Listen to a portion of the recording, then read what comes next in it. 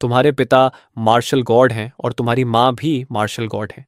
यहाँ तक कि तुम्हारी पर्सनल मेड भी एसएसएस रैंक की प्रोडिजी है। इसके बावजूद तुम्हारे अंदर सबसे घटिया डी रैंक टैलेंट जागा, जिसकी वजह से तुम्हारी कल्चरेशन अपने हमउम्र लोगों से बहुत पीछे रह गई। लेकिन तुम्हें इसकी जरा भी परवाह नहीं थी और तुमने इसे हंसकर टाल दिया, क्योंकि तुम्हारे हिसाब से वे लोग पूरी जिंदगी ट्रेनिंग कर लें, तब भी आखिरकार तुम्हारे घर के गार्ड्स ही तो बनेंगे। तुम्हारा जन्म ही सेलेस्टियल डोमिनियन पर राज करने के लिए हुआ था। लेकिन जब तुम 38 साल के हुए, तभी बीस्ट्स ने अर्थ पर हमला कर दिया और तुम्हारे पिता बीस्ट्स की भीड़ में घिरकर मारे गए, जिसके साथ तुम्हारा पूरा परिवार भी तबाह हो गया। आखिरकार 60 साल की उम्र में रिडेम्पशन सिस्टम आया, लेकिन तब तक तुम्हारी जवानी कब की निकल चुकी थी। इसलिए तुमने रिस्टार्ट करने के लिए एक रॉयड स्टार ट्रक ढूंढ लिया। जैसे ही तुम्हारी आंखें खुलीं, तुम फिर से 18 साल के हो चुके थे, और सबसे बड़ी बात, सिस्टम पूरे 60 साल पहले ही एक्टिवेट हो चुका था। इतना ही नहीं, तुम्हारे सामने वही मेड खड़ी थी जो तुम्हें मसाज दे रही थी, यानी 30 साल बाद तुम्हारी उससे दोबारा मुलाकात हो चुकी थी। तुम्हारी पर्सनल मेड कभी तुम्हारे बुरे व्यवहार से तंग आकर तुम्हें छोड़कर भाग गई थी और भविष्य में जाकर वही एथ स्टेज सोवेरेन बन गई थी। अब जब तुम्हें एहसास हुआ कि तुमने उसके साथ कितना गलत किया था, तो तुमने तुरंत उससे माफी मांगने का फैसला किया। तभी रिवॉर्ड सामने आया, डिवाइन टैलेंट, ब्लैक एम्परर। तुम्हें बिल्कुल उम्मीद नहीं थी कि तुम्हारी मेड भविष्य में सॉवरेन बनेगी, और तो और उसे रिवॉर्ड में डिवाइन टैलेंट भी मिलेगा। इसलिए तुमने बिना देर किए कहा, क्लोई, मुझे माफ कर दो। इतने सालों तक मैंने तुम्हारे साथ बहुत बुरा व्यवहार किया। मैं सच में एक मॉन्स्टर बन गया था। क्लोई ने शांत होकर जवाब दिया, कोई बात नहीं मास्टर। यह सुनकर तुम मन ही मन चौंक गए। रुको, मैंने आखिर इसे किस तरह का इंसान बना दिया था? लेकिन इस बार तुम सच में अपनी गलती मान रहे थे, इसलिए बोले, मैं सच में कह रहा हूं, मुझसे गलती हुई। मैं बहुत बड़ा जर्क था और मुझे कभी किसी की परवाह नहीं थी। प्लीज मुझे एक दूसरा मौका दे दो। क्लोई ने हल्की मुस्कान के साथ कहा, ठीक है, कोई बात नहीं। मुझे पता है यंग मास्टर दिल से बुरे नहीं हो, बस आपका गुस्सा बहुत तेज है। तभी सिस्टम की आवाज गूंजी, टास्क कंप्लीट, रिवॉर्ड जारी किया जा रहा है, divine talent, black emperor. Black emperor तुम्हें इटर्नल इंडेस्ट्रक्टिबल बॉडी देता है, सभी स्पिरिचुअल एनर्जी और पावर को अब्सॉर्ब करके उसे तुम्हारी अपनी ताकत में बदल देता है और नेचुरली हर तरह के टैलेंट का काउंटर करता है। रिवॉर्ड मिलते ही तुम्हारा लेवल सीधे फर्स्ट स्टेज लेवल 8 पर पहुंच गया। अचानक इतनी जबरदस्त ताकत मिलने से तुम अभी हैरानी में ही खड़े थे कि क्लोई ने मुस्कुराते हुए पूछा, यंग मास्टर, अब घर चलें या मेरे पैरों से ऐसे ही खेलते रहें? यह सुनकर तुम मन ही मन घबरा गए। यार, ये तो बहुत गलत हो जाएगा। मेरे जैसा जेंटलमैन ऐसा कैसे कर सकता है? फिर थोड़ा झिझकते हुए बोले, ठीक है, बस थोड़ा सा। क्लोई शर्म से लाल हो गई और अगले कदम के लिए तैयार ही हो रही थी कि तभी कमरे का दरवाजा जोरदार आवाज के साथ लात मारकर खोल दिया गया और एक आदमी अकड़ता हुआ सीधे अंदर आ गया। अंदर आते ही उसने हंसकर कहा, अरे वाह, यहां तो बड़े मजे चल रहे हैं दोस्त, क्यों ना हम भी थोड़ा मजा बांट लें। वह रायन डॉल्टन था, जो क्लब के ओनर का भाई था। ये देखते ही तुम्हारी आंखें सिकुड़ गईं, क्योंकि किंग्सवेल में कोई तुम्हारे सामने इस तरह बात करने की हिम्मत कर रहा था। रायन को जरा भी अंदाजा नहीं था कि तुम कौन हो। उसकी नजर में तुम बस कोई और बिगड़े हुए प्ले बॉय ब्रैट थे। उसने अकड़कर कहा, पता है ये जगह किसकी है? निकलो यहां से, वरना जिंदगी भर के लिए बैन कर दिए जाओगे। लेकिन उसकी बात पूरी होने से पहले ही अगले पल वह हवा में उड़ता हुआ जाकर फर्श पर धड़ाम से गिरा। रायन कुछ पल तक वहीं पड़ा रहा, पूरी तरह हक्का बक्का। फिर अविश्वास से बोला, किसी ने यहां मुझे सच में मारा? तुमने ठंडे स्वर में कहा, मैं तुम्हें मारने वाला नहीं था, लेकिन अगर क्लोई ने तुम्हें थप्पड़ मारा होता तो शायद तुम्हें ज्यादा मजा आता। आखिर उसकी स्वीट सेंट उसकी हथेली पहुंचने से पहले ही महसूस हो जाती है। यह सुनकर क्लोए की आंखों में चमक आ गई और उसने मन ही मन सोचा, क्या यंग मास्टर सच में मेरे लिए खड़े हो रहे हैं? भले ही वह सिर्फ तुम्हारी मेट थी, लेकिन उसके पास एसएसएस रैंक टैलेंट था, इसलिए उसकी ताकत कोई मजाक नहीं थी। इसी बीच उसने एक और बात नोटिस की, यंग मास्टर आखिर इतनी तेज कब से हो गए? तभी रायन ने गुस्से में पूछा, क्या तुम्हें पता भी है मैं कौन हूं? तुमने भी पलटकर कहा, क्या तुम्हें पता है मैं कौन हूं? फिर बिना किसी घबराहट के बोले, सच कहूं तो तुम्हारा रैंक तुम्हें मुझसे इस तरह बात करने का हक नहीं देता, लेकिन मैं तुम्हें एक मौका देता हूं। अपनी हद पार करो और मरने के लिए तैयार हो जाओ। तुम्हारी आवाज सुनते ही माहौल और भारी हो गया, लेकिन इससे पहले कि बात आगे बढ़ती, कमरे के बाहर का शोर सुनकर हॉलवे में भीड़ जमा हो गई। गेस्ट अपने अपने कमरों से सिर बाहर निकालकर देखने लगे और तभी किसी ने हैरानी से कहा, होली क्रैप, क्या ये रायन डॉल्टन है? इसे किसी ने मार दिया। दूसरे ने तुरंत कहा, रुको, जिसने इसे मारा है वो तो जाना पहचाना लग रहा है। दूसरी तरफ रायन का गुस्सा सातवें आसमान पर था, लेकिन उसी समय उसने तुम्हारी कल्टीवेशन देख ली और समझ गया कि तुम सिर्फ फर्स्ट स्टेज लेवल 8 पर हो, जबकि वह खुद पीक फर्स्ट स्टेज पर था। उसे लगा कि मामला अभी भी उसके हाथ में है, इसलिए जैसे ही तुम्हारा अगला वार उसकी तरफ आया, रायन तुरंत पीछे हटा और किसी तरह उससे बच गया। फिर वह घमंड से हंसते हुए बोला, मेरी किस्मत अच्छी है कि मेरा टैलेंट माइंड रीडिंग है। मैं तुम्हारी हर चाल पहले ही पढ़ सकता हूं। अब देखते हैं तुम कैसे। लेकिन तभी उसके दिमाग में तुम्हारे खिलाफ अनगिनत गालियां और बकवास विचार दौड़ने लगे। साले, तेरी ऐसी की तैसी, मैं तुझे। मगर उसके मन में चल रही हर बात तुम्हारे सामने खुली किताब की तरह थी। उसकी सारी चालें और इरादे तुम्हें पहले से पता चल रहे थे, इसलिए उसके पास कोई कॉम्बैट इंटेंट बचा ही नहीं था जिसे तुम प्रिडिक्ट न कर सको। रायन अभी कुछ समझ ही पाता कि उससे पहले तुम्हारे 3 जोरदार थप्पड़ उसके चेहरे पर पड़ चुके थे। रुको, रुको, मुझे मारना बंद करो। रायन बुरी तरह चीखने लगा, लेकिन अब बहुत देर हो चुकी थी। सिर्फ उसका शरीर ही नहीं टूटा था, उसकी स्प्रिट भी पूरी तरह कुचल चुकी थी। तभी अचानक पूरे कमरे में एक दबदबे भरी दहाड़ गूंजी, वहीं रुक जाओ। आवाज सुनते ही भीड़ तुरंत 2 हिस्सों में बट गई और एक ठंडे चेहरे वाला आदमी आगे बढ़ता हुआ आया। वह रायन का बड़ा भाई नेथन डॉल्टन था और अपने भाई को बचाने के लिए यहां पहुंचा था। लेकिन जैसे ही उसकी नजर तुम्हारे चेहरे पर पड़ी, उसका चेहरा डर के मारे बिल्कुल सफेद पड़ गया। उसने मन ही मन पहचान लिया, होली शिट, ये तो वही है। तभी रायन ने उसे देखते ही चिल्लाकर कहा, भाई मुझे बचाओ, इसने मुझे मारा है, इसकी टांग तोड़ दो। लेकिन इससे पहले कि नेथन कुछ कर पाता, तुमने उसे घूरते हुए कहा, नेट, क्या मैंने तुम्हें नहीं बताया था कि मेरी रूम में कोई नहीं आएगा? तुम लोग यहाँ का काम ऐसे संभालते हो? तुम्हारी बात सुनते ही वहां मौजूद हर इंसान जम गया और रायन भी पूरी तरह स्तब्ध रह गया, क्योंकि जिस नेथन से पूरा किंग्सवेल डरता था, वही अपने बड़े भाई की परवाह किए बिना सीधे तुम्हारे सामने घुटनों पर गिर पड़ा। माफ कीजिए मिस्टर हैज, मेरी गलती थी। यह नजारा देखते ही भीड़ में हड़कंप मच गया। होली क्रैप, मिस्टर हैज, क्या ये वही है? कमाल है, इसने तो ब्रिक वॉल को ही मार दिया। ये ईथन हेज हैं। रायन का चेहरा अब डर से पीला पड़ चुका था, क्योंकि उसे आखिरकार समझ आ गया था कि उसने किसके सामने पंगा ले लिया है। तुमने उसकी तरफ देखकर ठंडे स्वर में कहा, घुटनों पर बैठ। रायन तुरंत फर्श पर गिर पड़ा और बुरी तरह कांपने लगा। इसके बाद तुमने नेथन से पूछा, पता है मैंने इसे क्यों मारा? नेथन ये कहने की हिम्मत भी नहीं कर सकता था कि उसे पता है, क्योंकि साफ था कि उसके बेवकूफ भाई ने यंग मास्टर का मूड खराब कर दिया था। तुमने गुस्से में कहा, क्योंकि मुझे पुलिस से दुनिया में सबसे ज्यादा नफरत है। अपने भाई को इस तरह हरकत करते देखकर मेरा गुस्सा और बढ़ गया। यह सुनते ही भीड़ फिर से हैरान रह गई। किसी ने धीरे से कहा, रुको, तुम्हें पुलिस से नफरत है? तुम खुद तो हर दिन बुली की तरह घूमते हो। नेथन के चेहरे से ठंडा पसीना बहने लगा। वह जानता था कि पहले वाला यंग मास्टर कुछ कॉम्प्लीमेंट्स और थोड़ी सुविधाएं मिलते ही मामला छोड़ देता था, इसलिए उसे लगा कि शायद इस बार भी वही तरीका काम कर जाएगा। इसी सोच के साथ नेथन ने जबरदस्ती मुस्कुराते हुए कहा, मिस्टर हेस, मेरे बेवकूफ भाई ने हद पार कर दी। ऐसा करते हैं, जब भी आप हमारे क्लब में आएंगे, मैं आपको सुप्रीम ब्लैक कार्ड दूंगा। यहां सब कुछ फ्री होगा और एक वीआईपी स्वीट हमेशा आपके लिए रिजर्व्ड रहेगा।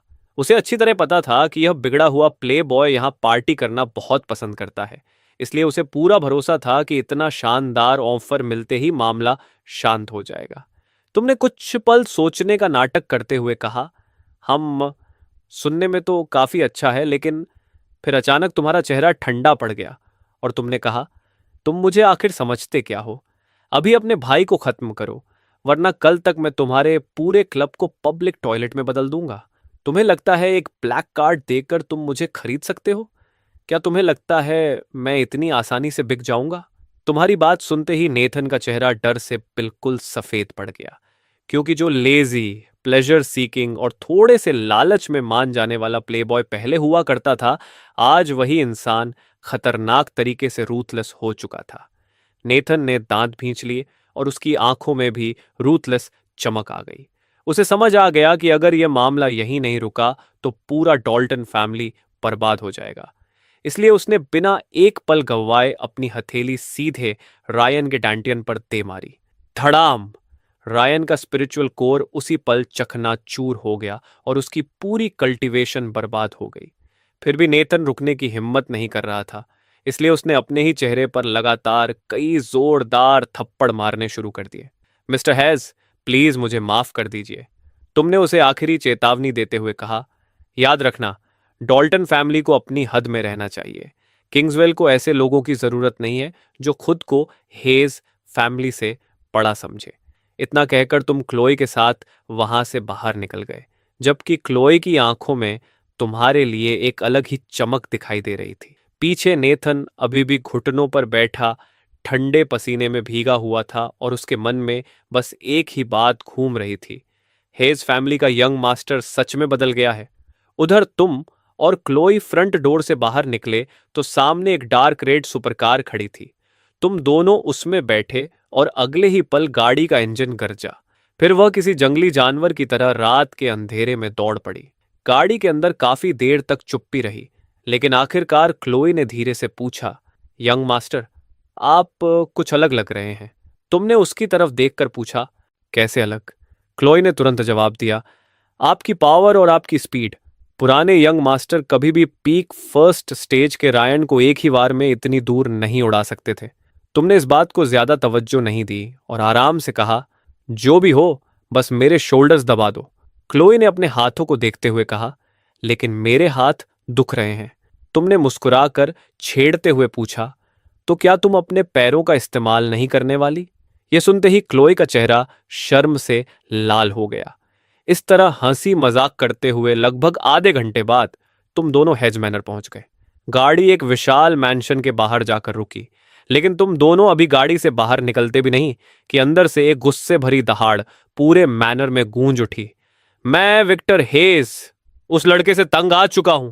पूरे 2 दिन से गायब है। अगर उसने वापस आने की हिम्मत की तो मैं उसकी टांगें तोड़ दूंगा।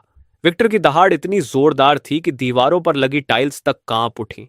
अपने पिता को अंदर से गुस्से में गरजते हुए सुनकर तुम वहीं रुक जाते हो।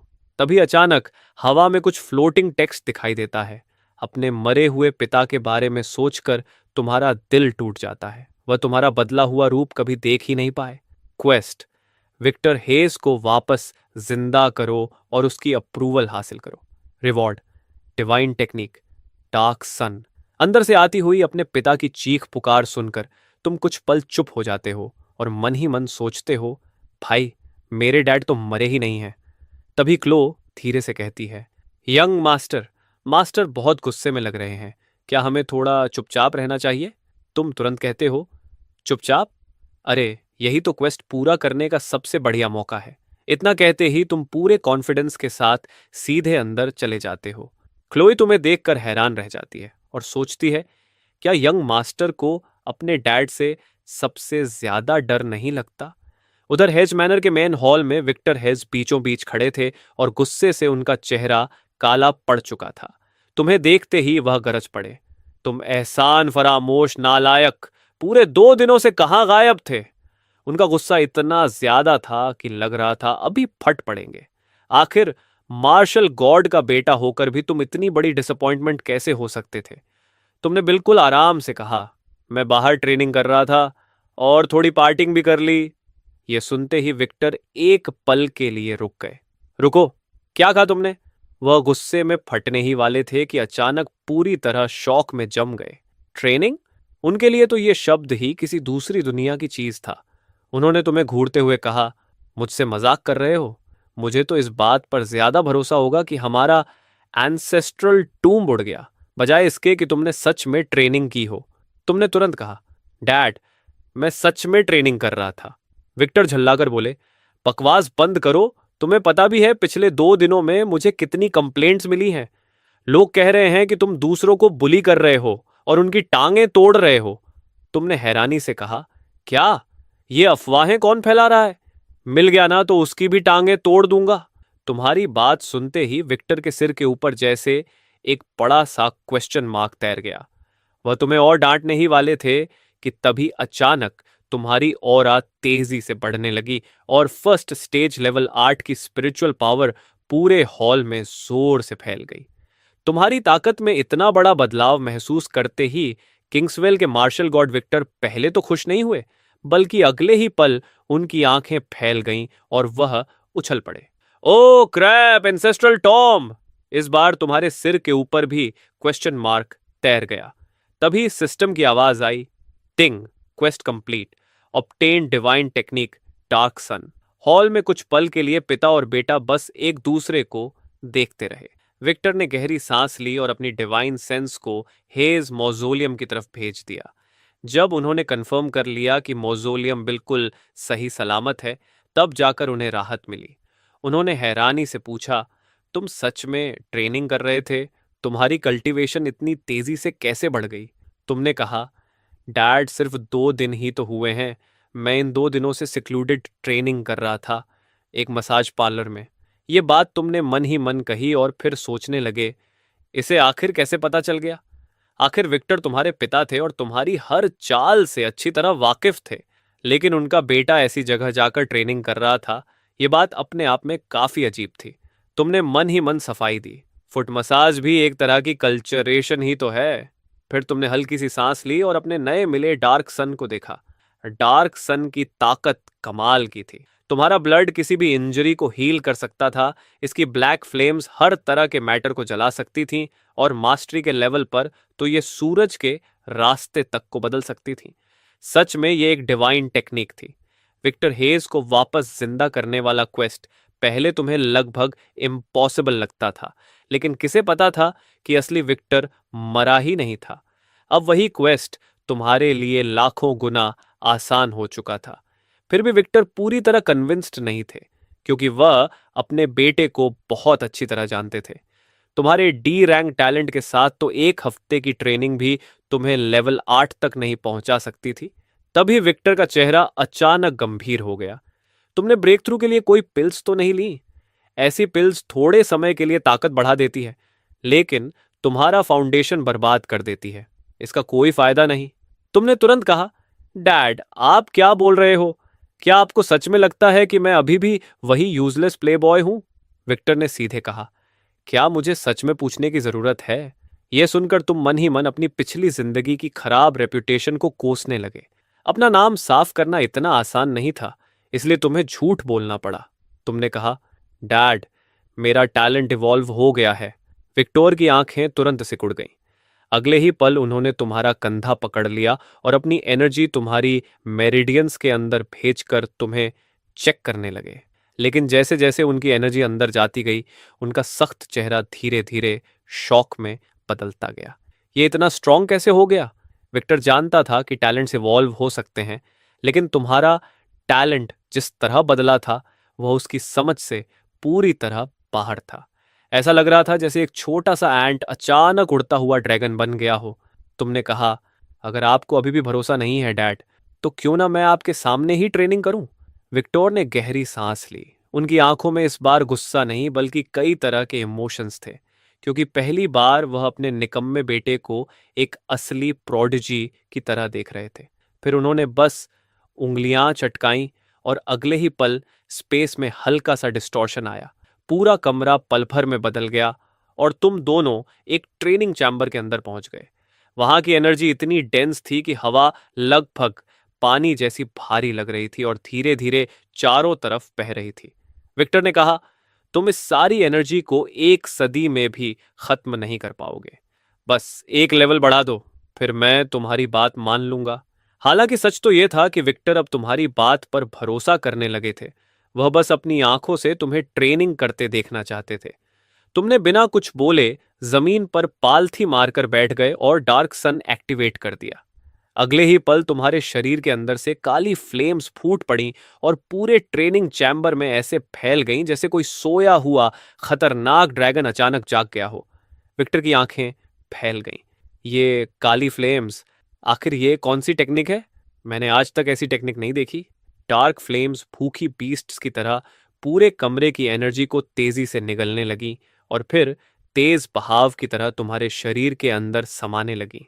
तुम्हारा लेवल तेजी से बढ़ने लगा। लेवल 9, फिर पीक फर्स्ट स्टेज। विक्टर अभी इस शॉक से बाहर भी नहीं आया था कि तुम्हारी ताकत लगातार बढ़ती जा रही थी। कुछ ही सेकंड्स में तुम सेकंड स्टेज लेवल 1 पर पहुंच गए, फिर लेवल 2 और फिर लेवल 3। इसके बाद जाकर ताकत का यह पागलपन भरा बढ़ना थोड़ा धीमा पड़ा। तुमने विक्टर की तरफ देखकर मजाक में कहा, ओल्ड मैन, अब क्या कहते हो? कहीं आपको नहीं लगता कि मुझ पर किसी ने कब्जा कर लिया है? विक्टर अभी भी सदमे में था।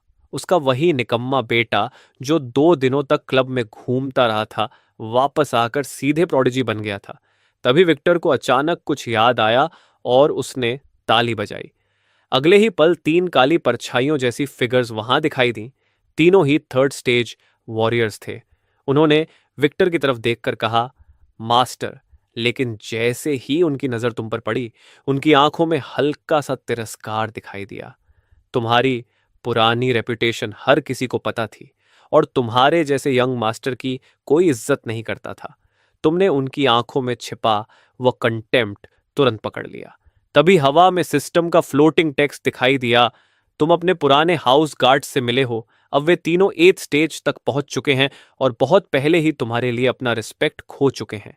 क्वेस्ट, उनका रिस्पेक्ट वापस हासिल करो। Reward, divine talent, thunder God. ये देखते ही तुम्हारी आंखों में एक्साइटमेंट चमक उठी। तुमने मन ही मन सोचा, चलो देखते हैं नया वाला मैं आखिर क्या कर सकता हूं। ये तीनों अपने लेवल से ऊपर फाइट कर सकते थे और मिलकर लेट थर्ड स्टेज फाइटर को भी हरा सकते थे। विक्टर जानता था कि शायद तुम उन्हें हरा नहीं पाओगे, लेकिन वह तुम्हारी लिमिट्स देखना चाहता था।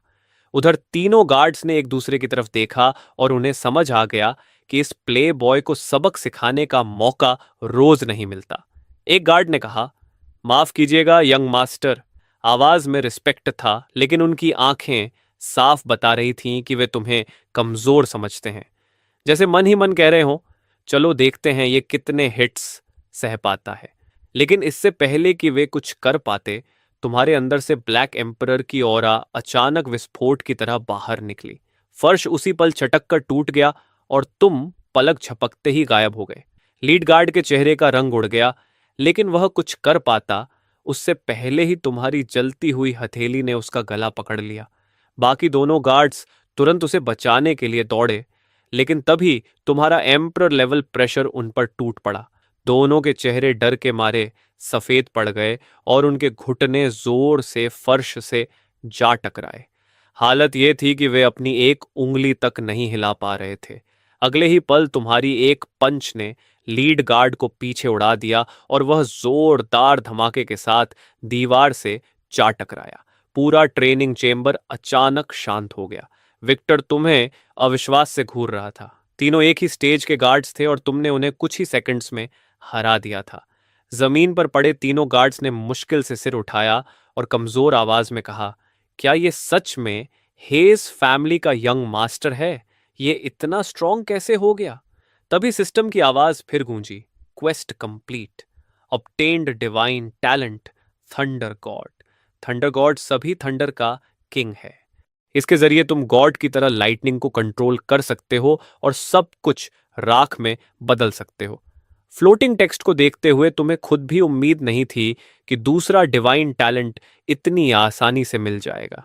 तभी विक्टर ने तुम्हें आवाज दी, इधर आओ, एक बार फिर तुम्हारा टैलेंट चेक करने दो। तुम उसके पास गए और विक्टर ने अपना हाथ तुम्हारे कंधे पर रख दिया। अगले ही पल उसकी टेरिफाइंग पावर तुम्हारे शरीर के अंदर गहराई तक उतरने लगी। लेकिन कुछ ही सेकंड्स में विक्टर खुद शॉक में चला गया। उसने देखा कि तुम्हारी मेरिडियंस किसी ड्रैगन की नसों जैसी मजबूत थीं और तुम्हारी बोन्स डार्क आयरन जितनी मजबूत और घनी हो चुकी थी।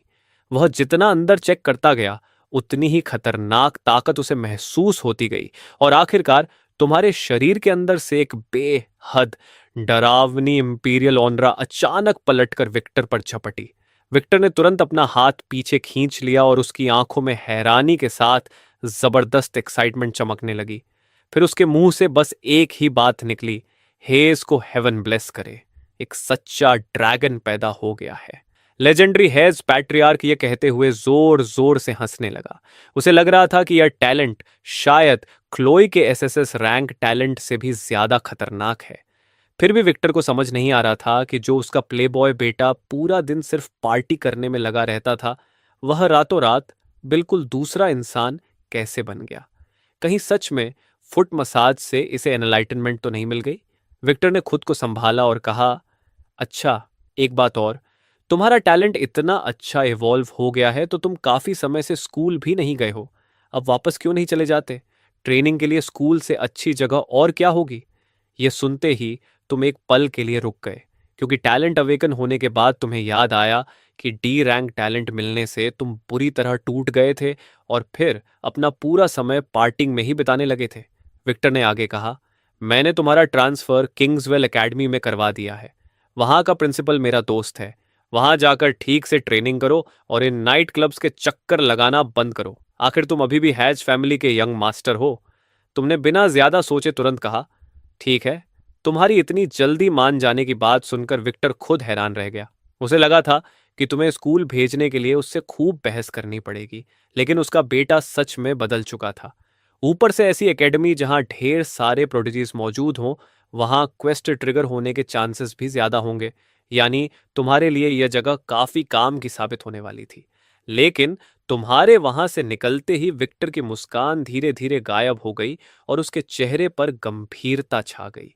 तभी हॉल में एक काली परछाई दिखाई दी। वह मेसन वॉर्ड था, हेज शैडो गार्ड का लीडर और एंथ स्टेज सोवेरेन। वह कई सालों से छिपकर तुम्हारी रक्षा कर रहा था।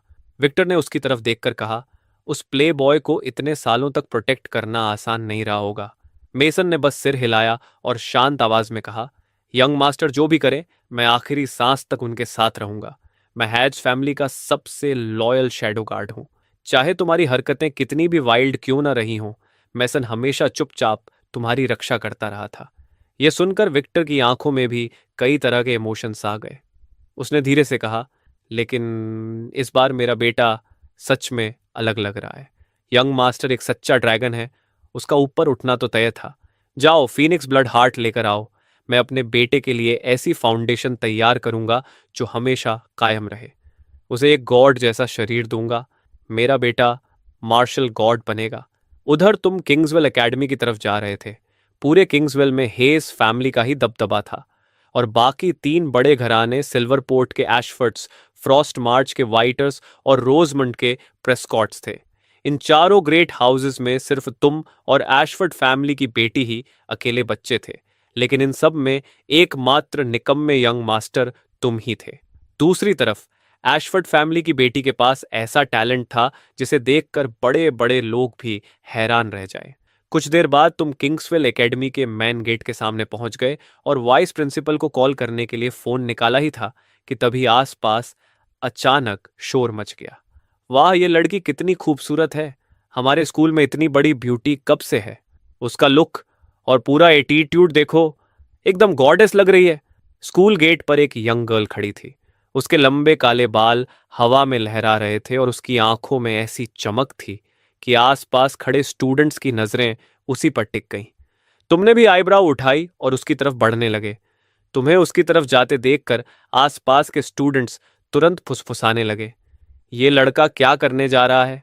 क्या ये उस लड़की को पटाने की कोशिश कर रहा है? लड़का देखने में तो ठीक है, लेकिन लगता है सिर्फ सेकंड स्टेज पर है। सब लोग इंतजार कर रहे थे कि अब यह लड़का कैसे बेइज्जत होकर वापस आएगा, लेकिन अगले ही पल वह लड़की अचानक दौड़ती हुई तुम्हारी तरफ आई और सीधे तुम्हारी बाहों में कूद गई। तुमने मेरा इंतजार क्यों नहीं किया? डैडी, आप बहुत बुरे हो। लड़की के ऐसा कहते ही आसपास की पूरी भीड़ पर जैसे सन्नाटा छा गया। तुमने नीचे देखा तो क्लोई तुम्हारी बाहों में लिपटी हुई बड़े प्यार से तुम्हें देख रही थी और तुम्हारी आंख हल्की सी फड़क गई। तुमने हैरानी से पूछा, तुम यहां कैसे?